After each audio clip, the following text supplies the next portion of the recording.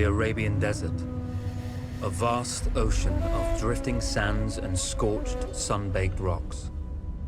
Beneath these endless dunes, oil, the lifeblood of our new mechanical century. For more than 400 years, the Ottoman Empire has ruled these lands, controlling all that's to be found here. But the Ottomans do not rule unopposed. Small bands of Bedouin rebels have united to overthrow the empire. They strike without warning and then vanish into the desert. Fighting alongside them is a lone British officer whose exploits have earned him wide renown. The world has taken to calling this man Lawrence of Arabia.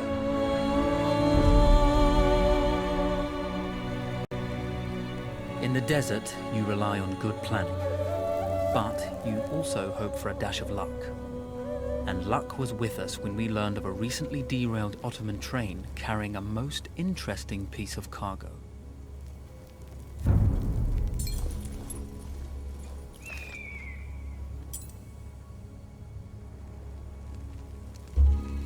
When your enemy has better weapons and better equipment than you, steal from your enemy.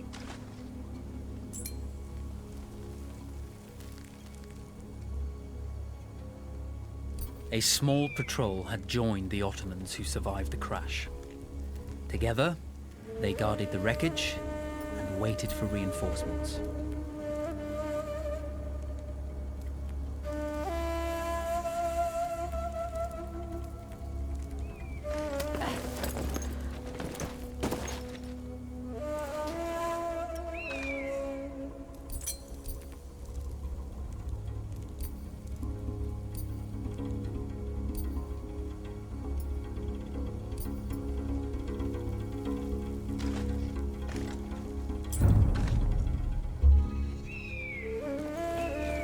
A lone fighter has just one advantage over a large enemy force. A lone fighter can move unseen.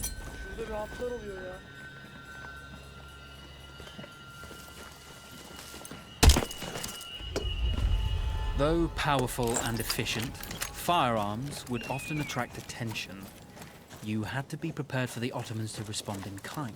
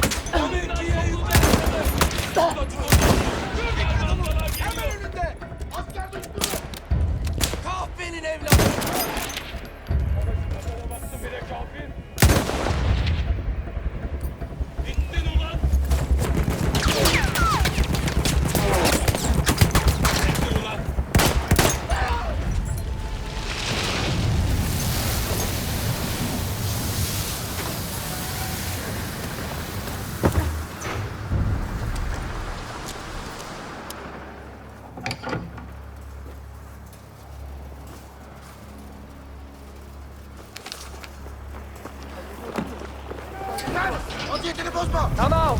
It's over.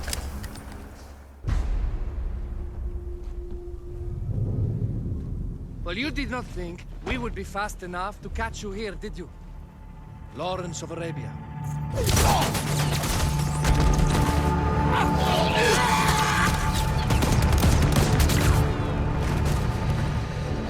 Actually, I was rather depending on it. Lawrence. Well, this is very clever. Now the hunter becomes the hunted. So who might you be? How enchanting you are, my dear. I'll Ahmed, show you enchanting. If it weren't for you, I'd be free. Free, is it? You'll be free when you're dead. And I'm happy to tell you, the Empire intends to grant you all this freedom very soon.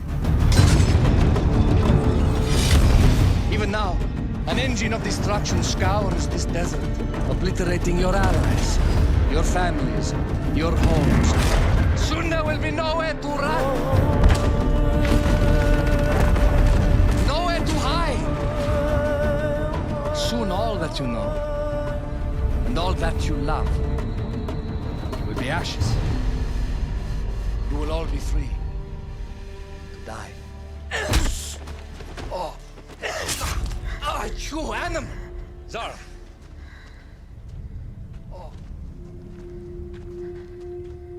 Now, I understand that you would like nothing more than to strip the flesh from that man's feet and send him off into the desert naked to die. But think about it. You're right. I'm sorry. My friend here, she can be a little brusque. You're going to tell me how to lie to your train, so we can lure it into a trap and destroy it. Impossible.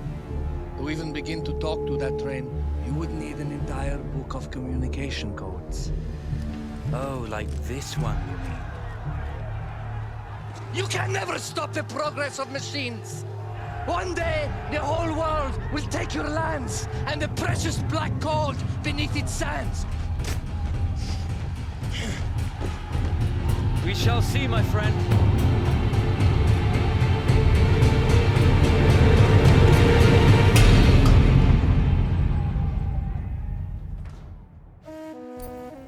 Of course, obtaining the codebook was not enough. To destroy this Iron Dragon, this Canavar, as the Ottomans had named it, we had to send it 3 encrypted messages telling it to stand down. There were Ottoman outposts scattered along the railroad tracks. The commanders there carried high-priority message capsules. We had to use those to send our orders. Infiltrating the village wouldn't be easy. A full detachment of Ottoman soldiers had occupied it. The Ottomans had chosen an isolated location for their desert outpost. It seemed lightly defended. It was also well stocked with arms and equipment. The ancient ruins were all that remained of a civilization now lost to time. The Ottoman Empire brought in the modern world with a host of armored vehicles and field guns. 3 commanders to eliminate, 3 personal message capsules to be stolen, and then sent with our false orders. How Zara tackled this dangerous and audacious mission was up to her.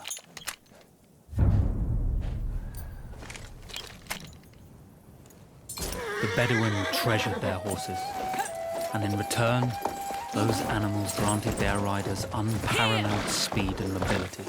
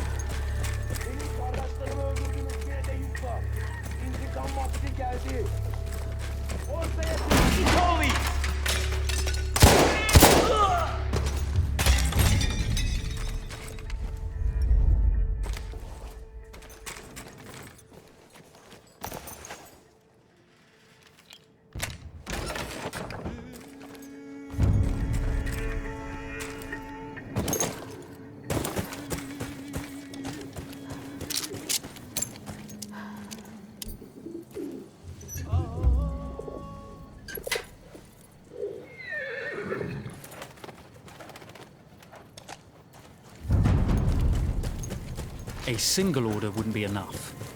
Ottoman protocol required the message to be received in triplicate before the train would acknowledge it as genuine.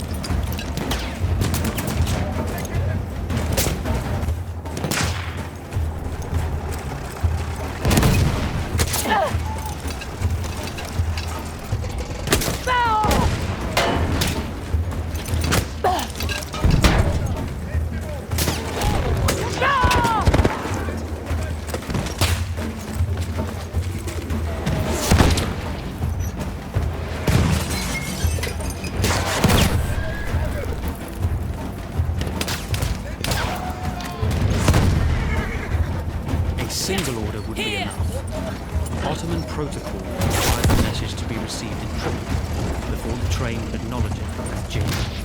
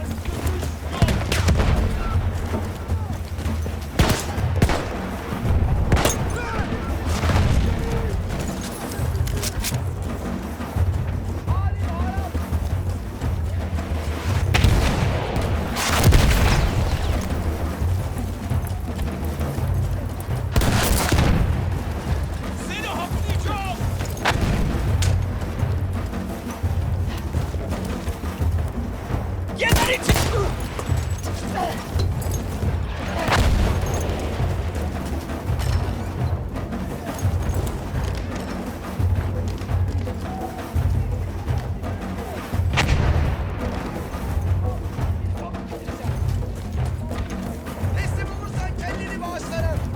Düşman! Eylem mevkilerine!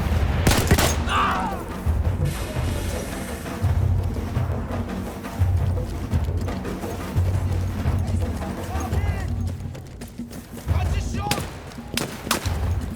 Taarruzcular yolda! Teslim ol!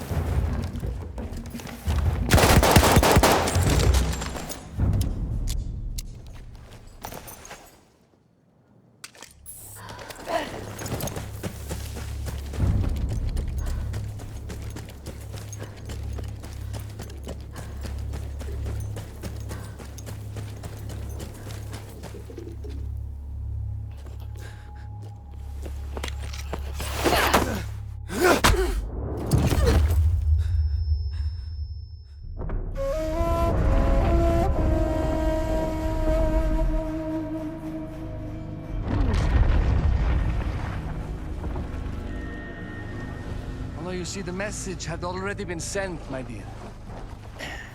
Not the message you would have wanted. Lawrence was such a good host. It almost seemed rude to escape. I made sure to note the location of Lawrence's camp, of course. Which means the train knows too. Twice, you told that train everything was clear. But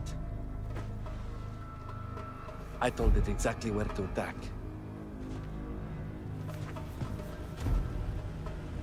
The beast has your scent, my dear. And it's coming to slaughter you and your little band of rebels. First, the firestorm from the cannon. Then, up close with the troops to slaughter any survivors.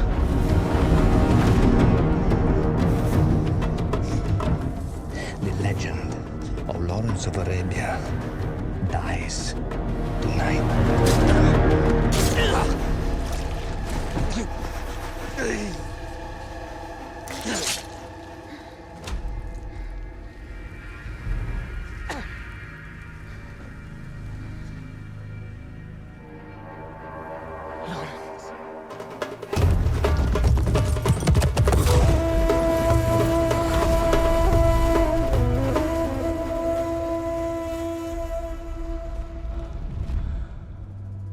You slipped away just in time. Tilkiji was a fool to think we'd ever stay after he escaped.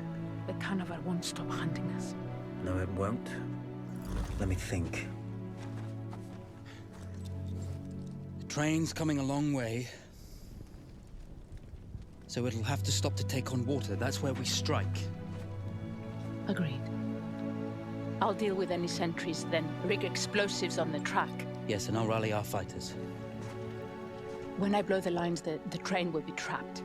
So when you hear the blast, you need to attack them with everything you have. It's good. But you know that there's a chance the men may not come. You may set off those explosives and find you're out there all alone. You know that. I guess I won't know either way until I set it off.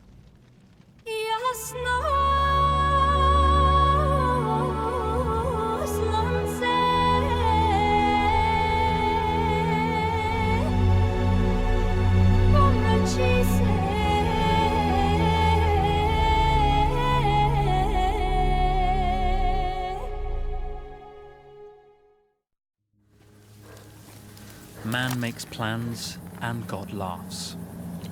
As it turned out, the small town where we would ambush the train had a significant enemy presence. Those troops would have to be dealt with before the explosives could be set.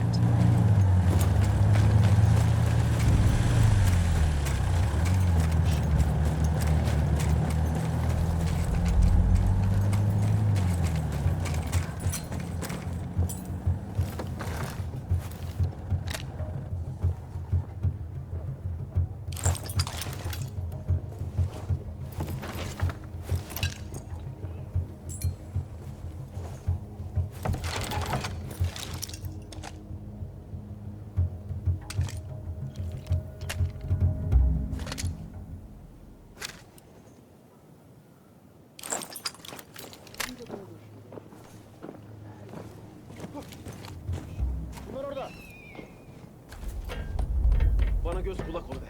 Ne olur ne olmaz.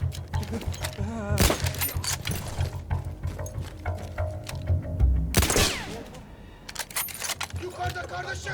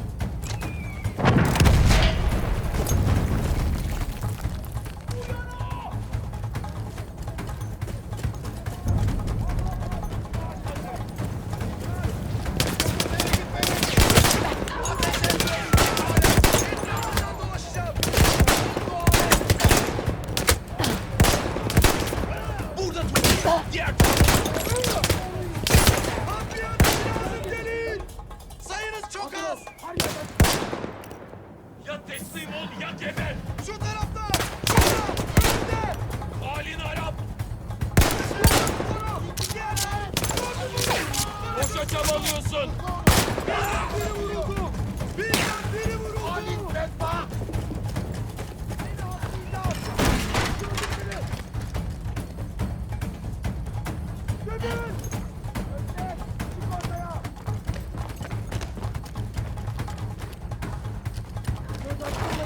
Taarruzcular geliyor.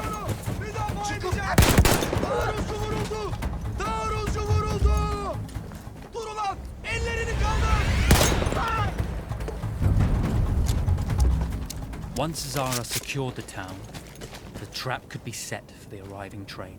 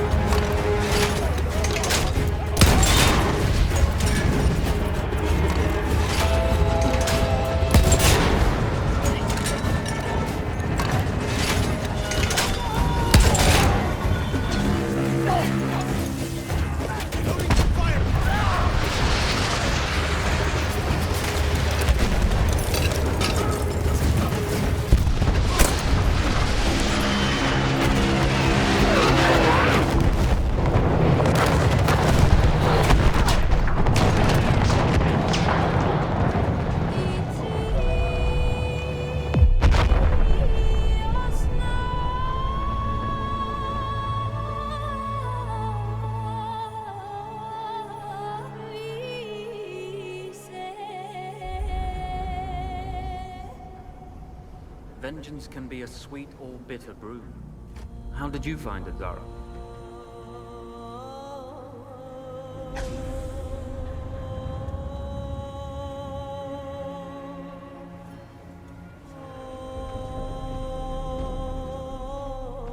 And you're right, we do need to think bigger, act bigger. Maybe even the Suez Canal.